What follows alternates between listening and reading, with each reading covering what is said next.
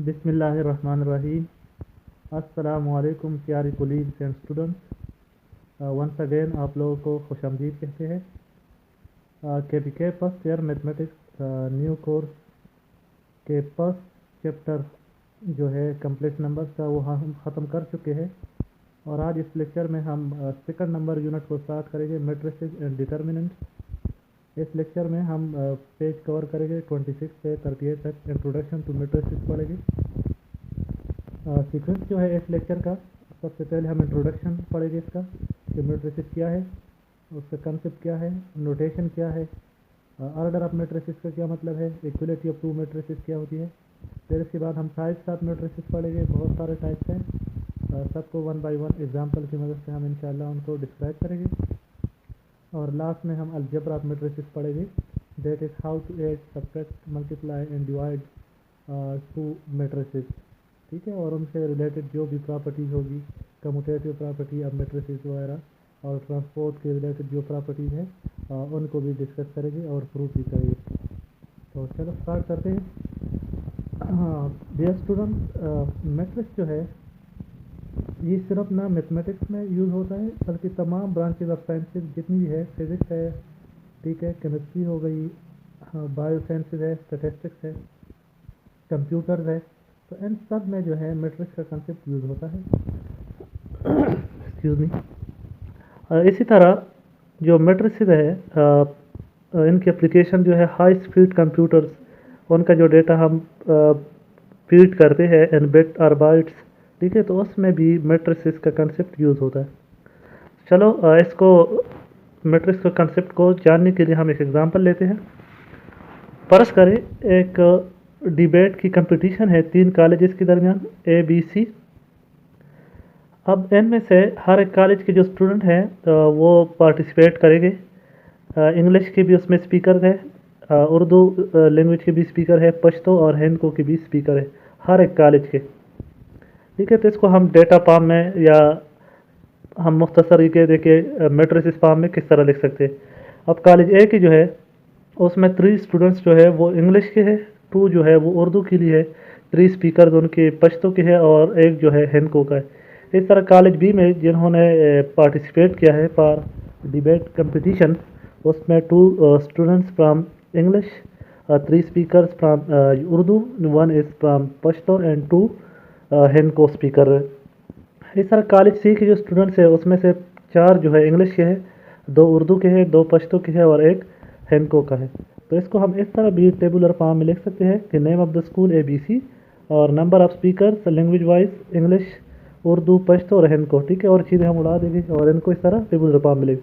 अब अगर इससे मैं जो फर्स्ट रो है ऊपर वाला और लेफ्ट वाला ये ख़त्म कर दूँ, जस्ट नंबर्स को मैं इस तरह स्क्वायर ब्रैकेट्स में लिख दूँ, ठीक है, 3 2 3 1 2 3 1 2 4 2 2 1, तो इस किस्म के जो स्क्वायर ब्रैकेट्स के अंदर नंबर्स होते हैं एक अरेंज्ड मैनर में, ठीक है, इनको हम कहते हैं ये क्या चीज़ है, मैट्रिक्स है। तो मैट्रिक्स की डिफिनीशन हम इस तरह करेंगे कि a matrix is a rectangular array of numbers enclosed in large square brackets और पैरेंथेसिस। उसके लिए हम ये ब्रैकेट्स यूज़ करेंगे या इस तरह पैरेंथेसिस भी यूज़ कर सकते हैं और उसमें भी आप जो एंट्रीज है या एलिमेंट्स है वो लिख सकते हैं। सो matrix is a rectangular array of numbers enclosed in large square brackets। Okay, अब इस मैट्रिक्स में आप देखेंगे तो 2 किस्म की चीज़ें हैं। एक तो हमारे पास ये रोज है, ठीक है, रोज नज़र आ रहे हैं ये वाली, और ये जो है इस तरह के ये क्या है, ये कॉलम्स है, ठीक है। तो जो हॉरिजॉन्टल लाइंस है इस तरह के उनको हम क्या कहेंगे, रोज ऑफ द मैट्रिक्स कहेंगे, और जो वर्टिकल लाइंस है उनको हम कहेंगे कॉलम्स ऑफ द मैट्रिक्स। तो इस मैट्रिक्स में हमारे पास 3 रोज है और 1 2 3 4 कॉलम्स है हमारे पास। इसी तरह जितने भी नंबर है या ऑब्जेक्ट्स है इस मैट्रिक्स के अंदर, ठीक है, स्क्वायर ब्रैकेट्स के अंदर, तो इसको हम कहेंगे एलिमेंट्स ऑफ दैट मैट्रिक्स और एंट्रीज ऑफ दैट मैट्रिक्स, ठीक है। तो ये हर एक जो है एक एंट्री है या ये एक ऑब्जेक्ट है या ये एक एलिमेंट है इस मैट्रिक्स का। ओके, इसी तरह हर एक चीज़ का एक नाम होता है, सेट के भी नाम होते हैं, हर एक चीज़ को हम नाम देते हैं। तो सेम इसी तरह मैट्रिसेस को भी हम किसी नाम से डिनोट करते हैं। अमूमन जो मैट्रिसेस होते हैं उनको हम इंग्लिश के कैपिटल अल्फ़ाबेट से डिनोट करते हैं। जिस तरह फर्ज करिए मैट्रिक्स जो है इसको मैं कैपिटल ए से डिनोट कर दूं, इस तरह बी हो गया, सी हो गया, ओ हो गया, आई हो गया, जी हो गया, एक्स हो गया। तो इंग्लिश के कैपिटल अल्फ़ाबेट्स जो है ये इनके नाम हो गए मैट्रिसेस के, और इसके जो एलिमेंट्स या एंट्रीज है उसको हम इंग्लिश के स्मॉल अल्फ़ाबेट से डिनोट करते हैं, जैसे ए बी सी या A11, A12, A13, इस तरह के नाम से हम डिनोट कर सकते हैं। तो ये थी थोड़ी बहुत कंसेप्ट ऑफ मैट्रिक्स के रिलेटेड इंट्रो। नेक्स्ट है ऑर्डर ऑफ अ मैट्रिक्स। ठीक है, तो ऑर्डर ऑफ अ मैट्रिक्स बहुत आसान है। अगर आपको किसी मैट्रिक्स के बारे में पता हो कि इसमें कितनी रोज है और कितने कॉलम्स है, ठीक है, तो आप उससे उस मैट्रिक्स का ऑर्डर फाइंड कर सकते हैं। So the order of a matrix is given by the number of rows followed by the number of columns. If the matrix A has m rows and n columns, so is said to be of order m cross n matrix. और इसको हम read कर सकते हैं m by n matrix और m cross n matrix कह सकते हैं। ठीक है, तो कहते हैं अगर हमारे पास कोई मैट्रिक्स A है और उसमें हमारे पास रोज जो है वो m है, ठीक है, और कॉलम हमारे पास n है, तो इसको हम फिर m क्रॉस n इस तरह इसका ऑर्डर लिख सकते हैं और इसको कहेंगे m बाई n। इस मैट्रिक्स का ऑर्डर क्या होगा? फिर m बाई n होगा। फॉर एग्जांपल अगर हमारे पास कोई मैट्रिक्स B है और उसके एलिमेंट्स है 2 2 3 4 और यहाँ पर है 1 2, तो अब इसमें देख ले कितनी रोज है? 1 2 2 रोज है। कितने कॉलम्स है? 1 2 3 3 कॉलम्स है। तो इस मैट्रिक्स का जो ऑर्डर होगा बी का वो है 2 बाई 3 और 2 cross 3 mean it has 2 rows followed by 3 columns. Is that clear? The next concept is equality of two matrices, कि दो मैट्रिसेस कब इक्वल होंगे। तो दो मैट्रिसेस को इक्वल होने के लिए सबसे पहले तो ये ज़रूरी है कि उन दोनों मैट्रिसेस का ऑर्डर सेम हो। ठीक है, और जब ऑर्डर सेम होगा तो उसके बाद जितनी भी करस्पॉन्डिंग एलिमेंट्स है दोनों मैट्रिसेस की वो आपस में सेम होनी चाहिए। ठीक है, तो अगर ये दोनों क्वालिटीज़ जो है ये प्रूव हो जाए, इट मीन्स कि the given to matrices will B equal, otherwise not equal. So two matrices A is equal to having elements Aij and B is equal to Bij of the same order are said to be equal when their corresponding elements are equal. That is Aij j equals to Bij for all I and j, where I is from 1 2 3 up to m. Sorry, here mistaken, 2 is not written, 1 2 3 up to m and j is from 1 2 up to n. ठीक है, तो दो matrices ए और B को अगर उन दोनों के ऑर्डर सेम हो तो उनको हम कहेंगे कि दोनों इक्वल है जब इन दोनों के करस्पॉन्डिंग एलिमेंट्स जो होंगे वो इक्वल होंगे। ठीक है, जैसा कि अगर ए हमारे पास कोई मैट्रिक्स है, परस करे 2 2 3 5 और बी हमारे पास कोई एलिमेंट्स है 2 2 3 5, तो अब दोनों का ऑर्डर जो है 2 क्रॉस 2 है, एक हो गया। फिर करस्पॉन्डिंग एलिमेंट 2 है, यहाँ पर भी 2 है, ये 3 है, 2 है तो ये भी 2 है, ये 3 है तो ये भी 3 है, ये 5 है तो ये भी 5 है। तो इसका मतलब ये है कि corresponding elements are equal and matrices have the same order, it means that two matrices are equal to each other. Okay, next है टाइप्स ऑफ मैट्रिसेस। ये बहुत इंपॉर्टेंट है और पेपर में इससे क्वेश्चन भी आ सकता है। ठीक है, आपसे पूछ सकते हैं, कोई भी मैट्रिक्स आपको गिवन हो तो आपसे कह सकते हैं कि कौन सा मैट्रिक्स है।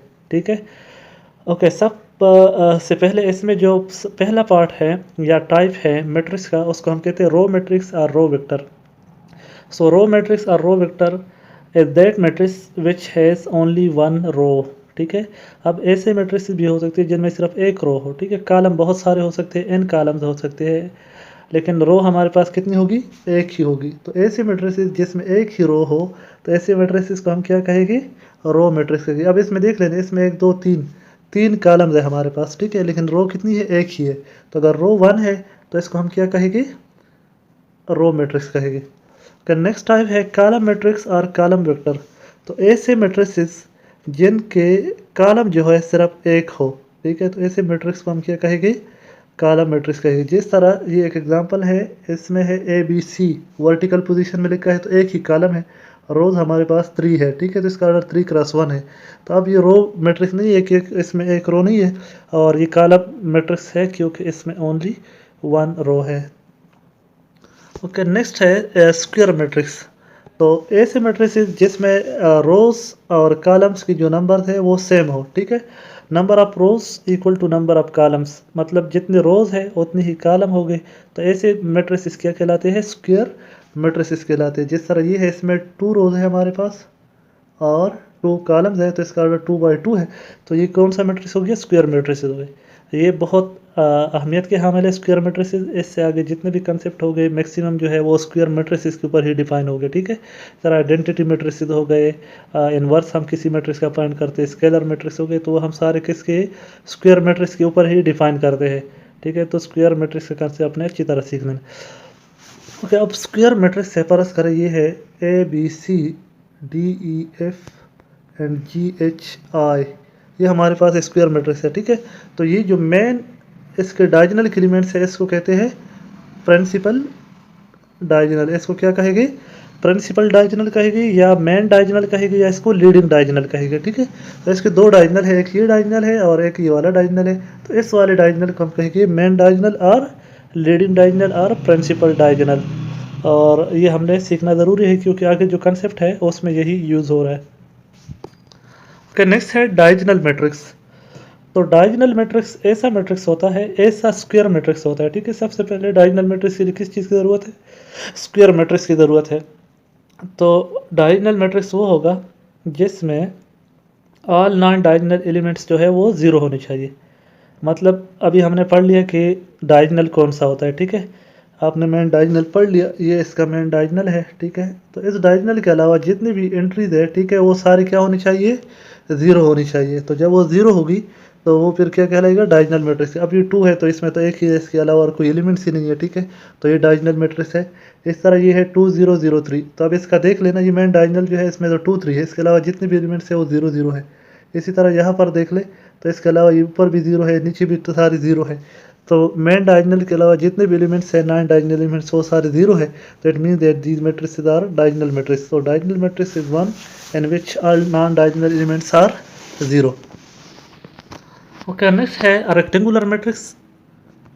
ये तकरीबन स्क्वायर मैट्रिक्स का हम इसको अपोजिट भी कह सकते हैं।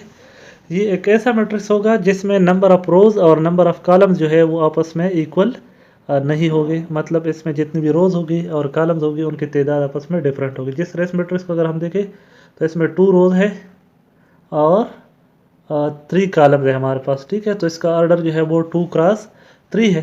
तो 2 इज़ नॉट इक्वल टू 3। सो इस किस्म के मैट्रिक्स जो होंगे वो रेक्टेंगुलर मैट्रिक्स कहलाते हैं। नेक्स्ट स्केलर मैट्रिक्स है। तो स्केलर मैट्रिक्स ये भी तकरीबन डायगोनल मैट्रिक्स की तरह ही होता है।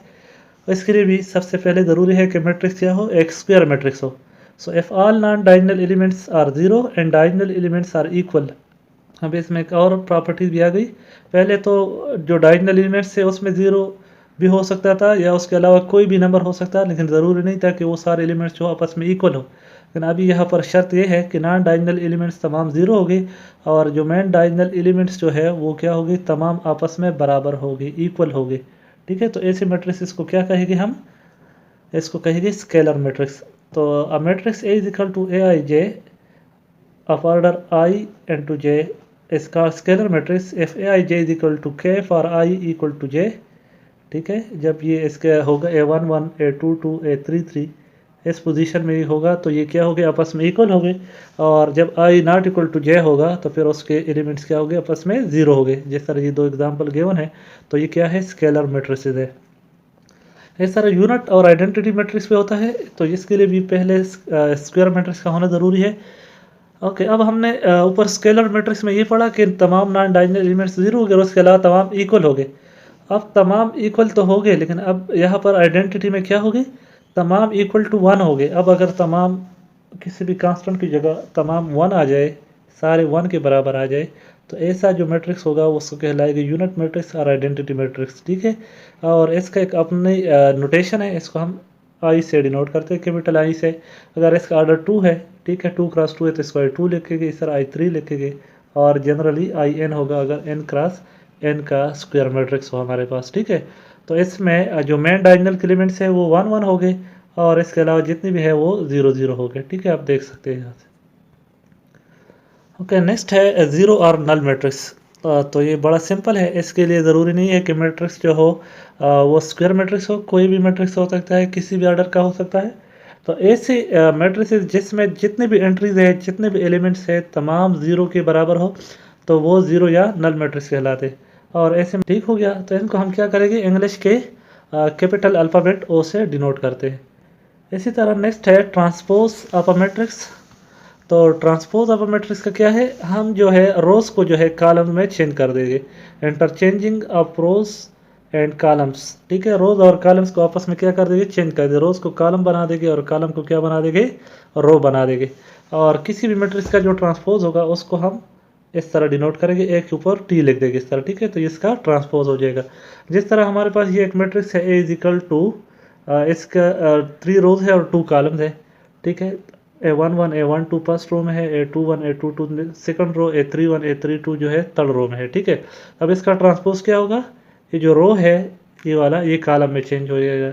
इस तरह सेकंड रो जो है सेकंड कॉलम में और थर्ड रो जो है थर्ड कॉलम में चेंज हो जाएगा। ठीक है, आप एक एग्जांपल ले लेते हैं। फर्ज करें हमारे पास ये एक मैट्रिक्स है बी, इसके एलिमेंट्स है 1 2 3 4।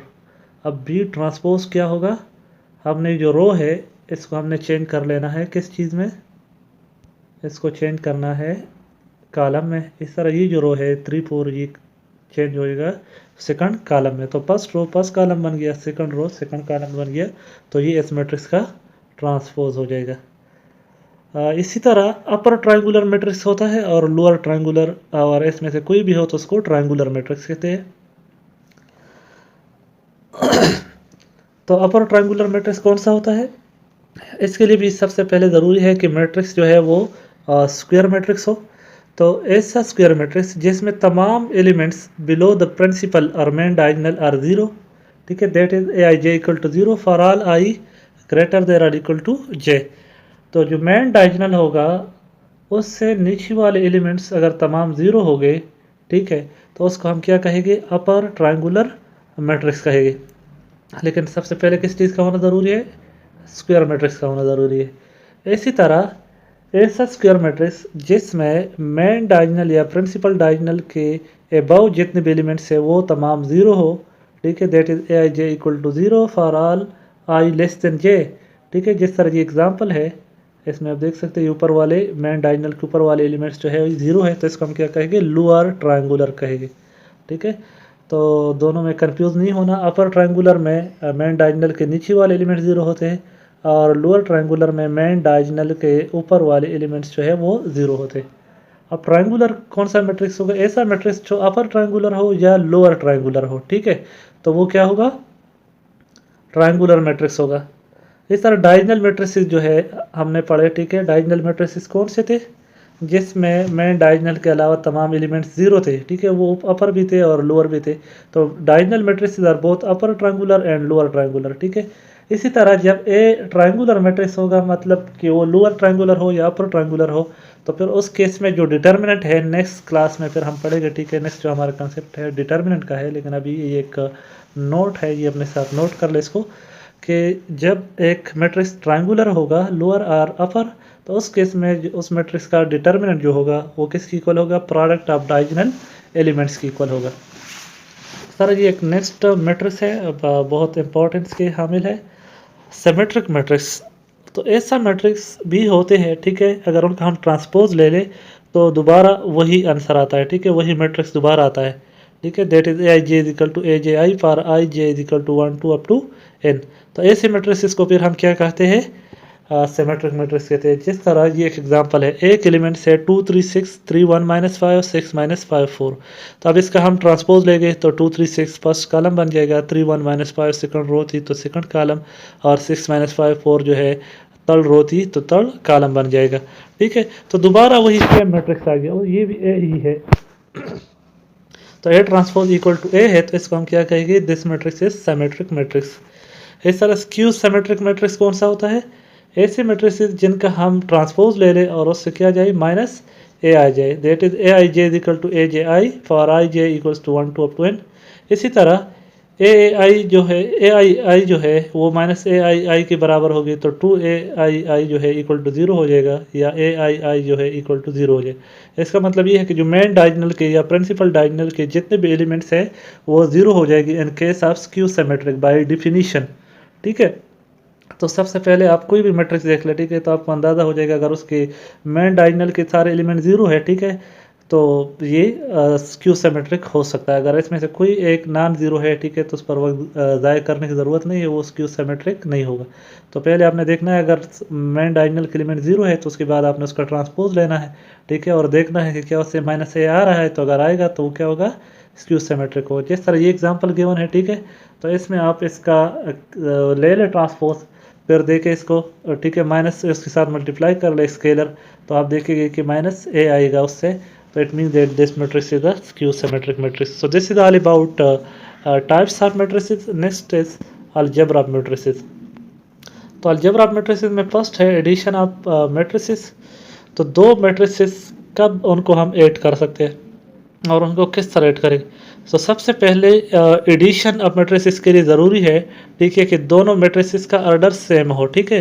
तो जब दो मैट्रिसेस का ऑर्डर सेम होगा, then in that case these matrices will be comparable for addition, ठीक है। So if we have two matrices A and B and they have the same order m cross n, then their sum a plus b is defined as the matrix C is equal to Cij of the same order a and b, and whose elements are obtained by adding the corresponding elements of a and b together, and we can write the resulting matrix C is equal to a plus b. तो कहते हैं कि दो matrices है हमारे पास A B, ठीक है, और दोनों के सेम ऑर्डर है, तो इन दोनों को हम ऐड करने के लिए लिखेंगे ए प्लस बी, उससे कोई रिजल्ट आएगा सी, और उसका भी सेम वही ऑर्डर होगा जिस तरह ए और बी का था। और एडिशन के लिए क्या करेंगे, दोनों की जो करस्पॉन्डिंग एलिमेंट्स है उनको आपस में ऐड करेंगे। जिस तरह एक एग्जांपल है हमारे पास ए बी, दो मैट्रिसेस हमारे पास गिवन है, दोनों का ऑर्डर जो है 2x3 है, तो जो रिजल्टिंग मैट्रिक्स होगा उसका ऑर्डर भी 2x3 होगा। अब इन दोनों को हमने इस तरह लिख दिया है। अब उसके बाद देखिए आप, 1 का करस्पॉन्डिंग एलिमेंट 3 है, 2 का 4 है, 3 का 5 है, 0 का 1 है, -1 का 2 है और 2 का 3 है। तो इनको आपस में इस तरह ऐड कर लेना है और एडिशन के बाद यहाँ पर उसको लिख देना है। तो यही इसका रिजल्ट होगा या एडिशन होगा दो मैट्रिसेस का। इसी तरह सब्ट्रैक्शन ऑफ मैट्रिसेस में है, ठीक है, वो भी सेम इसी तरह है जिस तरह एडिशन ऑफ टू मैट्रिसेस है, ठीक है। तो सब्ट्रैक्शन के लिए भी सबसे पहले ही ज़रूरी है कि दो मैट्रिसेस का ऑर्डर क्या होगा, सेम होगा। तो जब दोनों का ऑर्डर सेम होगा तो उसके बाद हम a माइनस बी को लिख सकते हैं a प्लस माइनस बी, मतलब फर्स्ट जो है हम b के साथ नेगेटिव स्केलर मल्टीप्लाई कर लेंगे और उसके बाद दोनों को ऐड कर लेंगे, ठीक है। तो जो भी रिजल्ट आएगा वो a माइनस बी कहलाएगा। इस तरह स्केलर मल्टीप्लिकेशन ये बहुत ज़रूरी है मैट्रिसेस में, ठीक है। तो स्केलर मल्टीप्लिकेशन का क्या मतलब है कि अगर हमारे पास कोई मैट्रिक्स ए है और कोई स्केलर कोई रियल नंबर k है, ठीक है, तो अगर उस रियल नंबर को हम मैट्रिक्स के साथ मल्टीप्लाई करेंगे, ठीक है, किसी भी ऑर्डर का हो सकता है मैट्रिक्स, स्क्वायर भी हो सकता है, रेक्टेंगुलर भी हो सकता है, तो क्या होगा, ये जो स्केलर है ये तमाम एलिमेंट्स, उस मैट्रिक्स के तमाम एलिमेंट्स इंडिविजुअल एलिमेंट्स के साथ क्या हो जाएगा, मल्टीप्लाई हो जाएगा। इस तरह इस k को हमने इस a के साथ मल्टीप्लाई किया है, तो वो क्या गया, k, 2k, 3k और 4k सब के साथ k मल्टीप्लाई हो गया। तो this is called scalar matrix. के नेक्स्ट कंसेप्ट जो है मल्टीप्लिकेशन ऑफ मैट्रिसेस, ये बहुत ही इम्पोर्टेंट है, बहुत ही अहमियत के हामिल है, ठीक है। ये इसका जानना बहुत ज़रूरी है, सीखना बहुत ज़रूरी है। तो क्या हम किसी भी दो मैट्रिक्स को मल्टीप्लाई कर सकते हैं? So no, never. जिस तरह एडिशन में हमने पढ़ा कि दोनों मैट्रिक्स का ऑर्डर सेम होना चाहिए तो तब ऐड होंगे, तो सेम जो केस है वो यहाँ पर नहीं है इन केस ऑफ मल्टीप्लिकेशन में ज़रूरी है कि फर्स्ट जो मैट्रिक्स होगा उसके नंबर ऑफ कॉलम्स और जो सेकंड मैट्रिक्स होगा उसके नंबर ऑफ रोज जो है वो आपस में इक्वल होंगे, तब जो है दोनों मैट्रिक्स जो होंगे कंपारेबल होंगे फॉर मल्टीप्लिकेशन, ठीक है। तो अगर इनको देख ले, अगर एक मैट्रिक्स है ए, उसका ऑर्डर है m क्रॉस p, ठीक है, और दूसरा मैट्रिक्स है b, उसका ऑर्डर है p क्रॉस n, तो फर्स्ट जो मैट्रिक्स है उसके नंबर ऑफ कॉलम्स क्या थे, उसके p थे, और जो सेकंड मैट्रिक्स है उसके नंबर ऑफ रोज क्या है, p है। तो दोनों आपस में इक्वल है, तो इसका मतलब ये है कि इन दोनों को मल्टीप्लाई कर सकते हैं और उनका जो रिजल्टेंट होगा उसका जो रिजल्ट आएगा वो होगा m क्रॉस n, ठीक है। n दोनों से m क्रॉस p और p क्रॉस n से जो मैट्रिक्स बनेगा उसका ऑर्डर क्या होगा, m क्रॉस n होगा। जिस तरह जी एक एग्जांपल है, दो मैट्रिक्स हमारे पास गिवन है, a मैट्रिक्स है उसके एलिमेंट्स है 3 1 2 2 1 3, order is 2 cross 3, b is matrix है उसमें एलिमेंट्स है 1 2 3 1 2 3, we have 3 rows and 2 columns. So first matrix के जो नंबर ऑफ कॉलम्स है वो है 3 और सेकंड मैट्रिक्स के जो नंबर ऑफ रोज है वो है 3, so 3 equal to 3, so the matrices are comparable for multiplication and the resultant matrix order will be 2 cross 2। ठीक है, ये जो फर्स्ट है और लास्ट है, ठीक है, ये इसका क्या होगा, ऑर्डर होगा रिजल्टेंट मैट्रिक्स का 2 क्रॉस 2। अब इनको मल्टीप्लाई किस तरह करेंगे, तो इस एग्जांपल से क्लियर करते हैं। C is equal to A B, इन दोनों का प्रोडक्ट इस तरह लिखेंगे, इन दोनों का हमने प्रोडक्ट में लिख लिया इस तरह। अब जो फर्स्ट रो के एलिमेंट्स है वो फर्स्ट कॉलम से मल्टीप्लाई होंगे। अब हमने ये तो पढ़ लिया ना कि जो रिजल्टेंट मैट्रिक्स होगा उसका ऑर्डर क्या होगा, 2 क्रॉस 2 होगा, मतलब उसमें 2 रोज होंगे और 2 कॉलम्स होंगे। ठीक है, तो हमने करस्पॉन्डिंग एलिमेंट्स, ये रो का फर्स्ट एलिमेंट जो है कॉलम के फर्स्ट एलिमेंट के साथ मल्टीप्लाई हो गया, उसके बाद आपने प्लस लगाना है। फिर फर्स्ट रो का जो सेकंड एलिमेंट है वो सेकंड मैट्रिक्स के फर्स्ट कॉलम के सेकंड एलिमेंट्स के साथ मल्टीप्लाई हो जाएगा इस तरह, फिर प्लस लगाना है। और फिर फर्स्ट मैट्रिक्स का जो फर्स्ट रो है उसका थर्ड एलिमेंट जो है सेकंड मैट्रिक्स के फर्स्ट कॉलम के थर्ड एलिमेंट के साथ मल्टीप्लाई हो जाएगा। ठीक है, तो एक एलिमेंट जो है इन सब के मल्टीप्लिकेशन और एडिशन से आ जाएगा जो 10 के बराबर है। सेम इसी तरह दोबारा फर्स्ट रो आपने सेकंड कॉलम के साथ यहाँ पर मल्टीप्लाई कर लेना है। ठीक है, ऊपर जो है फर्स्ट मैट्रिक्स के जो है रो ही मल्टीप्लाई होगी। इसी तरह रिजल्टेंट में क्या होगा, इसमें सेकंड रो आपने नीचे जो है वो मल्टीप्लाई करने हैं फर्स्ट और सेकंड दोनों कॉलम के साथ। ठीक है, तो ऊपर फर्स्ट रो आपने फर्स्ट मैट्रिक्स की मल्टीप्लाई की है और नीचे सेकंड रो मल्टीप्लाई किया है। ठीक है, फर्स्ट और सेकंड दोनों कॉलम्स के साथ मल्टीप्लाई करना है। ठीक है, तो इस तरह आपने रिजल्टेंट मैट्रिक्स हासिल कर लेना है जो कि बराबर है 10, 13, 11, 14। ओके, इसी तरह अगर आपने मल्टीप्लिकेशन फाइंड करना हो बी ए का, मतलब बी फर्स्ट ले ले आप ए बाद में ले ले, तो फिर क्या होगा, फिर आप देख ले कि बी का जो ऑर्डर है वो 3 क्रॉस 2 है, एक ऑर्डर जो है वो 2 क्रॉस 3 है। अब नंबर ऑफ कॉलम्स अब नंबर ऑफ रोज इक्वल है 2 क्रॉस 2 और रिजल्टेंट मैट्रिक्स जो होगा उसका ऑर्डर होगा 3 क्रॉस 3 मैट्रिक्स। ठीक है, तो आप इसको आपस में कर सकते हैं। तो हम क्या करेंगे, फर्स्ट रो को फर्स्ट कॉलम के साथ मल्टीप्लाई करेंगे, फिर फर्स्ट रो को सेकंड कॉलम और फिर फर्स्ट रो को थर्ड कॉलम के साथ, तो ये इस तरह फर्स्ट रो बन जाएगी, फिर इस तरह सेकंड और थर्ड रोज बन जाएगी और ये इसका लास्ट में रिजल्ट आ जाएगा। ठीक है, तो इस तरह जो है आप मैट्रिसेस को आपस में मल्टीप्लाई कर सकते हैं। ओके, इससे पहले हम कम्प्लेक्स नंबर्स पढ़ चुके हैं डिटेल के साथ। उसमें हमने पढ़ा था कि कम्यूटेटिव प्रॉपर्टी जो है हमने रियल नंबर में पढ़ी थी कि कम्यूटेटिव प्रॉपर्टी सेटिस्फाई होती है with respect to addition, with respect to multiplication. Same इसी तरह हमने कम्प्लेक्स नंबर में भी पढ़ा कि कम्यूटेटिव प्रॉपर्टी जो है विद रिस्पेक्ट टू एडिशन और विद रिस्पेक्ट टू मल्टीप्लिकेशन जो है सेटिस्फाई होती है। लेकिन ये केस जो है with respect to multiplication, commutative property that is A B and B A are not equal in case of matrices. ठीक है, तो अगर आप यहाँ पर कोई दो मैट्रिसेस ले लें ए और बी, ठीक है, तो ए बी को आप मल्टीप्लाई करेंगे उससे रिजल्ट आएगा 16 माइनस 16 0 18 और बी ए को मल्टीप्लाई करेंगे तो उसका ऑर्डर ही डिफरेंट हो जाता है। ठीक है, completely that means that A B is not equal to B A, so matrices are not closed with respect to multiplication in case of commutative. So commutative property with respect to multiplication not holds for matrices. Clear? इसी तरह commutative property with respect to addition जो है वो matrices में hold हो रही है। ठीक है, ट्रू हो रही है। तो अगर हमारे पास कोई भी दो मैट्रिसेस हो ए बी, तो अगर आप ए प्लस बी करें या बी प्लस ए करें तो दोनों साइड से क्या आएगा, सेम रिजल्ट आएगा। ओके, एक एग्जांपल है हमारे पास, एग्जांपल नंबर 1 कि if A is equal to 3 2 4 -1 6 1, एक मैट्रिक्स है 3 क्रॉस 2 का, और बी है 2 5 -1 4 0 3, ये एक मैट्रिक्स है 3 क्रॉस 2 का, दोनों का ऑर्डर जो है सेम है। तो फिर हमने ये प्रूव करना है, ठीक है, कि A plus B whole transpose जो है A transpose plus B transpose की इक्वल है। मतलब अगर आप ए और बी को फर्स्ट ऐड कर दे उसके बाद ट्रांसपोज ले ले, या ए का फर्स्ट ट्रांसपोज ले ले बी का ले ले और दोनों को ऐड कर दे, तो सब बी दोनों साइड से सेम रिजल्ट आएगा।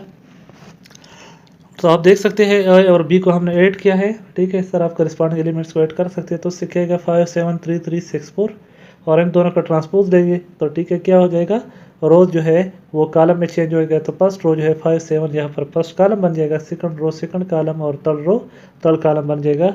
तो हमारे पास क्या आ जाएगा, हमारे पास ये नंबर 1 आ गया 5 3 6 7 3 4। इसी तरह ए ट्रांसपोज हम अब लेंगे, तो राइट हैंड साइड को प्रूव करने के लिए A ट्रांसपोज बराबर है 3 4 6 2 माइनस 1 1, बी ट्रांसपोज जो है 2 माइनस 1 0 5 4 3।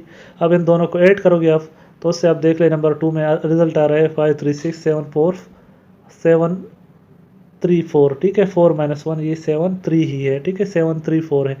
तो आप इन दोनों को देखें 1 और 2 को, तो आपको अंदाज़ा हो जाएगा कि A plus B whole transpose जो है A transpose plus B transpose की इक्वल है। इस तरह एग्जाम्पल नंबर 2 है कि if A is equal to minus 1 2 3, B is equal to minus 2 minus 1 minus 4, then A B whole transpose equal to B transpose A transpose. इसको हमने prove करना है, तो इसके लिए हम क्या करेंगे, फर्स्ट लेफ्ट हैंड साइड को ले लेंगे, ए बी को पास मल्टीप्लाई करेंगे, उसके बाद ट्रांसपोज ले लेंगे, देखेंगे उससे क्या रिजल्ट आता है। इस तरह ए और बी का ट्रांसपोज ले लेंगे और फिर B transpose into A transpose को आपस में मल्टीप्लाई करेंगे। ठीक है, और फिर देखेंगे उससे क्या रिजल्ट है।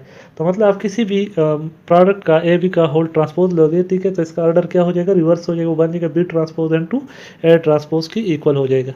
तो फर्स्ट हमने यहाँ पर ए बी को मल्टीप्लाई किया है, उससे ये आ रहा है, फिर ए बी का ट्रांसपोज दिया है तो ये आया। इसको आप खुद प्रैक्टिस कर ले। इसके बाद ए ट्रांसपोज आप लोगे, बी ट्रांसपोज ले लेंगे, ठीक है, ये आ गया। अब बी ट्रांसपोज ए ट्रांसपोज को आपस में मल्टीप्लाई करें, तो अब इस फर्स्ट मैट्रिक्स का आप देखिए, इसका कॉलम 1 है, सेकंड का रो जो है 1 है, so number of column equal to number of rows. तो इन दोनों को मल्टीप्लाई कर सकते हैं हम फिर। ठीक है, इसका ऑर्डर जो है 3 क्रॉस 1 है और दूसरे का है 1 क्रॉस 3। तो रिजल्टेंट मैट्रिक्स जो होगा उसका ऑर्डर होगा 3 क्रॉस 3, जैसे कि आप देख सकते हैं। ठीक है, तो ये है 2 1 4 -4 -2 -8 -6 -3 -12। तो so dear students, thanks for watching our videos. So if you like my videos, please subscribe my channel, share the video with your colleagues. Thanks a lot. Take care. Goodbye.